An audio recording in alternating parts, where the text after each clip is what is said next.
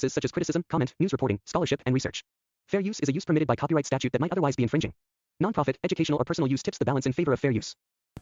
Hi guys எல்லோரும் எப்படி இருக்கீங்க? இன்றைக்கி நம்ம என்ன அனிமி பார்க்க போகிறோம்னு பார்த்தீங்கன்னா, உங்களுக்கு ஸ்போர்ட்ஸ் அதுலேயும் முக்கியமாக பாக்ஸிங் ரொம்ப பிடிக்கும்னு நினச்சிங்கன்னா உங்களுக்காகவே கொண்டு வந்திருக்க அனிமே தான் இது. ஹஜிமேனோ இப்போ த ஃபைட்டிங் ஸ்பிரிட். இந்த அனிமே ரிலீஸ் ஆனது பார்த்தீங்கன்னா 2000 தான். அதனால் அனிமேஷன்லாம் அவ்வளோவா இருக்காது. ஆனால் அதில் இருக்க கதையும் கேரக்டரும் வேறு மாதிரி எடுத்திருப்பாங்க. நீங்கள் ஒரு ஸ்போர்ட்ஸ் ஃபேன்னா கண்டிப்பாக இந்த அனிமே நான் ரெக்கமெண்ட் பண்ணுவேன். என்னடா நேற்று தாண்டா ஒரு புது அனிமே போட்டேன், இன்றைக்கினா வேறு போடுற அப்படின்னு நினைக்காதீங்க. அது வந்து சின்ன அனிமே தான். இந்த ஹஜிமேனோ இப்போ வந்து ஒரு பெரிய அனிமே. அதான் அதோட சேர்த்து ஆரம்பிச்சிட்டேன். சரி வாங்க நம்ம கதைக்குள்ளே போகலாம். எபிசோட ஓப்பன் பண்ணோடனே பார்த்தீங்கன்னா ஒரு பையன் வந்து அவங்க அம்மாவுக்கு ஹெல்ப் பண்ணிக்கிட்டு இருக்கான். நீங்கள் வைங்கம்மா நான் தூக்கிட்டு வரேன் அப்படின்னு சொல்லி இவர் தான் நம்ம கதையோட ஹீரோ. இப்போது இவங்க பார்த்தீங்கன்னா ஒரு மீன்பிடி கப்பல் வச்சுருக்காங்க. அதை வாடகைக்கிட்டு தான் வாழ்கிறாங்க. இவனும் இவங்க அம்மா மட்டும்தான் வீட்டில் இருக்கிறதுனால இவனே எல்லா ஹெல்ப்பையும் பண்ண வேண்டியதாக இருக்குது. லோட எல்லாத்தையும் பார்த்தீங்கன்னா அவன் கப்பலில் ஏற்றிட்டு வழி அனுப்பிட்டு அப்படியே வீட்டுக்கு வரான். திரும்ப அடுத்த நாள் காலையில் ஸ்கூலுக்கு போகிறான். ஸ்கூலில் பார்த்தீங்கன்னா ஒரு பையன் என்ன பண்ணுறான்னா, மூவிக்கு என் கையில் டிக்கெட் இருக்குது, யாரெல்லாம்ப்பா வரீங்க அப்படின்னு சொன்னால் நான் வரேன்னு எல்லாம் சொல்ல அப்படியே நம்ம இப்போ கல்லியோ நீயும் வரியாடா அப்படின்னு கேட்குறான். ஆனால் இவன் வரத்துக்கு தயங்குறான். ஏன்னா அவங்க அம்மாவுக்கு ஹெல்ப் பண்ணி இவன் ஒருத்தன் மட்டும் தான் வீட்டில் இருக்கான்றதுனால இவன் வந்து வேணாம் நான் வரல அப்படின்னு சொல்லிடுறான். சரிப்பா அடுத்த வாட்டி பார்த்துக்கலான்னு சொல்லி அவங்க வெளில போயிடுறாங்க. வெளியே போயிட்டு அந்த பசங்க என்ன பண்ணுறான்னா இவனை கலாய்க்கிறாங்க. அது இவனுக்கு நல்லாவே கேட்குது. இந்த பையன் எப்போ கூப்பிட்டாலும் வரமாட்டான்ப்பா, எதனா ஒரு ரீசன் சொல்கிறான். முந்தா நேற்று கூட 4 பேர் போட்டு இவனை அடி நடிச்சாங்க. இப்படி பேக்கு மாதிரி இருந்தால் எல்லாரும் போட்டு அடிக்க தான் செய்வாங்க அப்படின்னு சொல்கிறான். இதை கேட்ட நம்ம ஹீரோ ரொம்பவும் வருத்தப்படுறான். அதுக்கப்புறம் சரி என்ன அதான் நம்ம வாழ்க்கை அப்படின்னு சொல்லி அப்படியே வீட்டுக்கு கிளம்பி போயிட்டு இருக்கான். அப்படி நடந்து போயிட்டே இருக்கும்போது பார்த்தீங்கன்னா ஒரு 3 பசங்க வராங்க. இவனுக்கு தான் எப்போ பார்த்தாலும் இவனை வம்பு இழுப்பாங்க போல. டேய் அப்படின்னு சொல்கிறானுங்க. இவனும் ஒதுங்கி நிற்கிறான். அவனுங்க போகிறதுக்கு வழி விடுறான். அவனுக்கு போகிறது இல்லாமல் சும்மா இல்லாமல் என்ன பண்ணுறானுங்கன்னா, ஏதோ ஒரு நாத்தம் அடிக்குது அப்படின்றானுங்க. என்ன நாத்தம்? எனக்கு எதுவும் அடிக்கலையே அப்படின்னா, உன் மேலே தான்டா நாத்தமே அடிக்குது, புழு நாத்தம் அடிக்குதுடா அப்படின்றான். நான் என்ன பண்ணுறது, நாங்கள் மீன்பிடி தொழில் பண்ணுறோம், அப்படி தான் அந்த மாதிரி வாசனை இருக்கும் அப்படின்னா, நீ எதுக்கு முதல்ல ஸ்கூல் வர, உன் மேலே அந்த வாசனை வரதுனால ஸ்கூல் ஃபுல்லாக அந்த நாத்தம் நாறுது அப்படின்னு சொல்கிறாங்க. அவனை தனியாக கூப்பிட்டு போயிட்டு அவனுக்கு சேர்ந்து அடிக்கிறானுங்க. இவனை ஒரு ஆளை போட்டு மாற்றி குத்துறானுங்க. மூஞ்சிலேருந்து ரத்தமாக ஊற்றுது. இவனால் எதுவுமே பண்ண முடியல. திருப்பியும் அடிக்க மாட்டான். அடி வாங்கிட்டு அப்படியே விழுந்துடுறான். இவன் என்ன பண்ணுறான்னா இவனை மட்டும் கலாய்க்காம இவங்க அம்மாவையும் சேர்த்து கலாய்க்கிறான். அவங்க அம்மா மேலே இந்த மாதிரி தான் நாத்தம் நாருமா அப்படின்னு. இதை கேட்ட இப்போக்கு வந்து பயங்கரமாக கோவம் வருது. அடிக்கலான்னு பார்க்குறான். ஆனால் அப்படின்னு நான் அமைதியாக இருந்துடுறான். இந்த விஷயத்தெல்லாம் ரோட்டோரமாக நின்று ஒருத்தன் பார்த்துக்கிட்டு இருக்கான். ஜாகிங் பண்ணி போயிட்டுருக்கான். அவன் வந்து இவனை காப்பாற்றலன்னு சொல்லி வரான். வந்தவன் என்ன பண்ணுறான்னா, இந்த மாதிரி வீக்கான பசங்கள்கிட்ட சண்டை வலிக்கிற நீங்கள்லாம் ஸ்ட்ராங்குன்னு நினச்சினுக்கிறீங்களாடா அப்படின்னு சொல்கிறான். நீ யாரா எங்கள் ஏரியாவுக்கு வந்து என்கிட்டே சீன் போடுற அப்படின்னு சொல்லி இவனுங்க 3 பேரும் அடிக்க வரானுங்க. ஆனால் அவனுங்களால் அடிக்கவே முடியல. அவனுங்களோட சட்டை பட்டன் எல்லாம் கிழிஞ்சிட்ருக்கு. என்னன்னு பார்த்தா இவன் குத்து விட்டதில் அது எல்லாமே பட்டன் எல்லாம் பிச்சுட்டு வந்துட்டுருக்கு. தமிழ் படத்தில் வர மாதிரி. அப்போ இவனுங்க எல்லாம் உஷாராயிடுறானுங்க. இவனு சரியான ஃபைட்டர் போல் அப்படின்னு சொல்லி அங்கேருந்து பயந்து ஓடுறானுங்க. அவனை அப்புறமா வச்சுக்கிற அப்படின்னு. நம்ம இப்போ வந்து சரியான அடி வாங்கினதால அங்கேயே மயக்கடிச்சு விழுந்துடுறான். அவன் அப்படியே மயக்கத்துலேருந்து மயக்கம் தெளியும் போது பார்த்தீங்கன்னா ஏதோ பாக்ஸிங் பண்ணுற சத்தம் கேட்குது. எழுந்து பார்த்தா பாக்ஸிங் ஜிம்மில் தான் இருக்காப்புல. அந்த ஜாகிங் பண்ணிட்டு போயிட்டு இருந்தான் பார்த்தீங்களா, அவன் ஒரு பாக்ஸர் போல். அவன் வந்து இந்த ஜிம்மில் வந்து உட்கார வச்சுருக்கான். எழுந்து பார்த்தா ஷேடோ பாக்ஸிங்கு, பஞ்சிங்கு, அப்படி இப்படின்னு ஸ்பேரிங்னு பயங்கரமாக அங்கே ட்ரைனிங் போயிட்டுருக்கு. இதெல்லாம் பார்த்தா நம்ம ஹீரோ என்ன பண்ணுறான்னா அப்படியே ஆச்சரியப்பட்டு உட்காந்துருக்கான். அப்போ அங்கே ஒருத்தன் கத்துறான், அண்ணே இவன் இழிச்சிட்டானே இங்கே வாங்க அப்படின்னு சொல்லி. இவனை காப்பாற்றினால இவன் வந்து வரான். இவனோட பேர் என்னன்னு பார்த்தீங்கன்னா டக்காமுரா. இவன் ஒரு ப்ரொஃபஷனல் பாக்ஸர். இவன் என்ன பண்ணுறான் சொல்கிறான்னு பார்த்தீங்கன்னா, நீ பயங்கரமாக அடிபட்டு கடந்த, இங்கே தான் வந்து ஃபஸ்ட் எய்ட் கிட்லாம் இருக்கிறதுனால உன்னை இங்கே தூக்கிட்டு வந்தேன் அப்படின்னு சொல்கிறான். அப்புறம் இன்னொரு விஷயத்தையும் சொல்கிறான், எனக்கு வந்து வீக்கான பசங்களை வந்து தொல்லை பண்ணுறதும் பிடிக்காது, அதே சமயத்தில் நீ அவனை திருப்பி அடிக்காமல் வந்து பார்த்தியா, உன்ன மாதிரி பசங்களையும் எனக்கு பிடிக்காது அப்படின்னு இவன் சொல்கிறான். ஆனால் அது இவன் வந்து அழுகுறான்.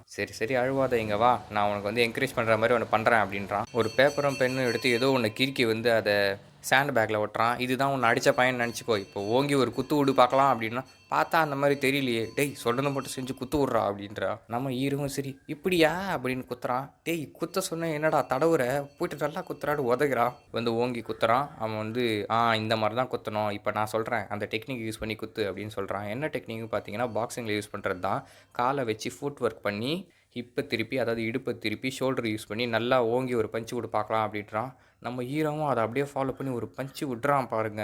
அந்த பாக்ஸிங் பேக்கே அந்த பக்கமாக போயிட்டு ஆடிட்டு வருது. இதை பார்த்து அங்கே ஜிம்மில் இருக்கவங்களாம் அதிர்ச்சி ஆகிறானுங்க, என்னடா இப்படி ஒரு பஞ்சு விட்றான் அப்படின்னு. அண்ணே பாத்தியா அண்ணே, என்ன மாதிரி ஒரு பஞ்சு குத்தான் பாத்தியா அண்ணே அப்படின்னு சொல்லி இவன் திரும்பி கத்தும்போது ரத்தம் தெரிக்குது. என்னடான்னு பார்த்தா இவனோட கை வந்து கிழிச்சிட்டு இருக்கு போல். அந்த ரத்தம் தான் தெரிச்சிருக்கு. டேய் இங்கே வா அப்படின்னு சொல்லி அவனை வந்து மெடிக்கல் ரூம் கூப்பிட்டு போகிறான். அவன் குத்துன குத்தில் பார்த்தீங்கன்னா அவனோட நக்கிள்ஸ் இருக்கு இல்லையா, கை முட்டி அந்த தோள்கள்லாம் பிச்சிட்ருக்கு. அந்த அளவுக்கு பஞ்ச் விட்டுருக்கான். அங்க இருக்கவங்கலாம் ஆச்சரியப்படுறாங்க. சரின்னு இவன் என்ன பண்றான்னா, இந்த டக்கமரம் வந்து இவனுக்கு மருந்து போட்டு விட்றான். கையில கட்டு போட்டு விட்றான். "பரவாயில்லையே!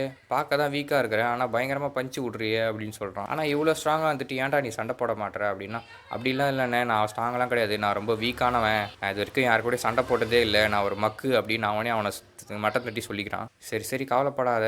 இந்தா இத வச்சுக்கோ" அப்படின்னு சொல்லி ஒரு 2 சீடி எடுத்து தரான். அது என்ன சீடின்னு பார்த்தீங்கன்னா, பாக்ஸிங் சாம்பியன்ஷிப் வீடியோ வந்து 2 தரான். "இத வீட்ல எடுத்துட்டு போய் பாரு. உனக்கு என்கரேஜிங்கா இருக்கும்" அப்படின்றான். சரி நம்ம இப்பவும் அத எடுத்துட்டு அப்படியே வீட்டுக்கு கிளம்புறான். வீட்டுக்கு வந்து மறுபடியும் அம்மாக்கு ஹெல்ப் பண்றான். நெறைய பேக் இருக்கு. அத ஒரே ஆளா தூக்கிட்டு போய் கப்பல்ல வைக்கிறான். அவங்க அம்மா வந்து சொல்றாங்க, "டேய் நீ இன்னும் ஸ்கூல் தான்டா படிக்கிற. நீ ஏன்டா என் கூட வந்து ஹெல்ப் பண்ணி இப்படி உன் வாழ்க்கைய கெடுத்துக்கிற" அப்படின்னு. "இனிமே வீட்டு வேலைலாம் நான் பார்த்துக்கிறேன். உனக்கு பிடிச்ச விஷயத்த நீ போய் செய்டா" அப்படின்னு சொல்லி அவங்க அம்மா அவனுக்கு சொல்ல, இவனும் சரி வழி அனுப்பி வச்சுட்டு அப்படியே திரும்பி வரான். திரும்பி வரும்போது அந்த புல்லீஸ் இருக்கானுங்கல்ல, இவன்கிட்ட வம்பு இழுத்தானுங்களே, அவன் சொல்றத வந்து இவன் யோசிச்சு பார்க்குறான். ஏன் என்னால அவன அடிக்க முடியலன்னு.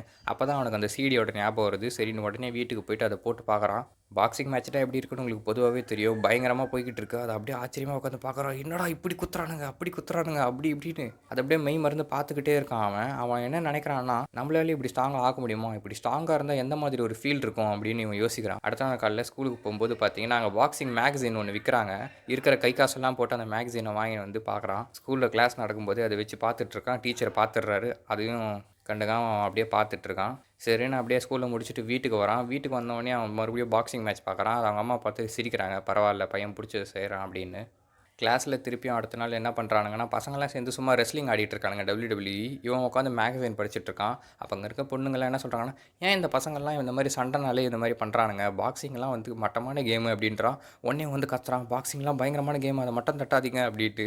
அந்த நாளும் அப்படியே முடியுது. சாயந்தரம் நடந்து வந்துட்டு இருக்கான் வீட்டுக்கு. அப்போ அவன் யோசிச்சுட்டே இருக்கான், நம்ம ஏன் பாக்ஸிங் கற்றுக்கூடாது? நம்ம ஸ்ட்ராங் ஆகணும், நம்ம ஸ்ட்ராங் ஆகணும் அப்படின்னு அவனுக்கு பாக்ஸிங்கில் ஒரு ஆர்வம் ஏற்படுது. அதனால் என்ன பண்ணுறான்னா, அடுத்த நாள் காலையில் அந்த டகமுரா இருக்கான்ல, தினமும் காலையில் ஜாகிங் போவான். அந்த நேரத்தில் இவன் போகிறான்.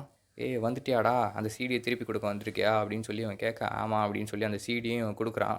"உதவி செஞ்சதுக்கு ரொம்ப நன்றி டக்கமுரா அண்ணா" அப்படின்னு இவன் சொல்ல, "உனக்கு எப்படி என் பேர் தெரியும்?" அப்படின்னு இவன் கேட்குறான். "மேகசினில் பார்த்தேன்" அப்படின்னு சொல்கிறான். "பயங்கரமான ஸ்ட்ராங்கு போலியே நீங்கள்" அப்படின்னு இவன் கேட்க, "ஆமாம் நான் ஸ்ட்ராங்கு தான்" அப்படின்னு இவரு பெருமை பீத்திக்கிறாரு. அப்போ என்ன சொல்கிறான்னா, "என்னாலேயும் உங்களை மாதிரி ஆக முடியுமா? என்னாலேயும் பாக்ஸிங் கற்றுக்க முடியுமா?" அப்படின்னு. இவனுக்கு உடனே டென்ஷன் ஆகிடுது. வந்து தலையை பிடிச்சிட்டு, "ஏதோ 4 பாக்ஸிங் மேட்ச் பார்த்துட்டுன்றதுனால உன்னார பாக்ஸர் ஆகணும்னு ஏன் முடிவு பண்ணுற?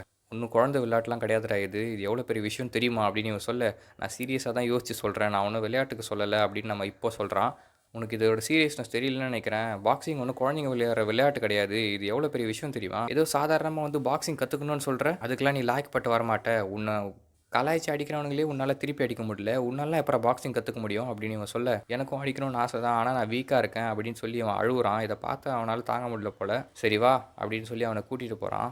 ஒரு மரம் பக்கத்தில் கூட்டிகிட்டு போய் என்ன பண்ணுறான்னு பார்த்தீங்கன்னா, எட்டு உதைக்கிறான். அதோட இலைங்கள்லாம் கீழே விழுது. அப்போ வேகமாக ஒரு பஞ்ச் கொடுக்குறான். பஞ்ச் பண்ணிக்கிட்டே இருக்கான், நிறைய பஞ்சு. இப்போவும் அது கூர்ந்து கவனிச்சிக்கிட்டே இருக்கான். "இங்கே வா" அப்படின்னு சொல்லி கூப்பிட்றான். என்னன்னு பார்த்தா அவனோட கையில் வந்து அந்த கீழே விழுந்தது பார்த்தீங்களா இலை, அந்த லைட்னிங் ஸ்பீடில் பஞ்சை கொடுத்து அந்த இலைங்களையும் பிடிச்சிருக்கான். "இதே மாதிரி நீ பண்ணனா நான் உனக்கு பாக்ஸிங் சொல்லித்தரேன்" அப்படின்னு இவன் சொல்கிறான். என்னது இந்த ஸ்பீடில் இந்த மரத்துலேருந்து விழுற இலையை பிடிக்கணுமா அப்படின்னு நம்ம இப்போ யோசிக்க அப்படியே எபிசோட முடிக்கிறாங்க. அவ்வளோதான் ஃப்ரெண்ட்ஸ். எப்படி உங்களுக்கு இந்த கதை பிடிச்சிருந்தது? இந்த ஆனிமி உங்களுக்கு பிடிச்சிருந்ததுன்னா மறக்காமல் சப்ஸ்கிரைப் பண்ணிக்கோங்க. லைக், ஷேர், கமெண்ட் பண்ணுங்கள். இதில் ஏதாவது மாற்றம் ஏற்படுத்தலாம், இல்லை நான் சொல்கிற விதத்தை சரியா இல்லைன்னா நீங்கள் வந்து கமெண்ட்டில் சொல்லுங்கள். நான் அதை திருத்திக்கிறேன். இந்த மாதிரி நிறைய கண்டென்ட்டுக்காக நம்ம சேனலை மறக்காமல் சப்ஸ்கிரைப் பண்ணிக்கோங்க. Tata, bye bye.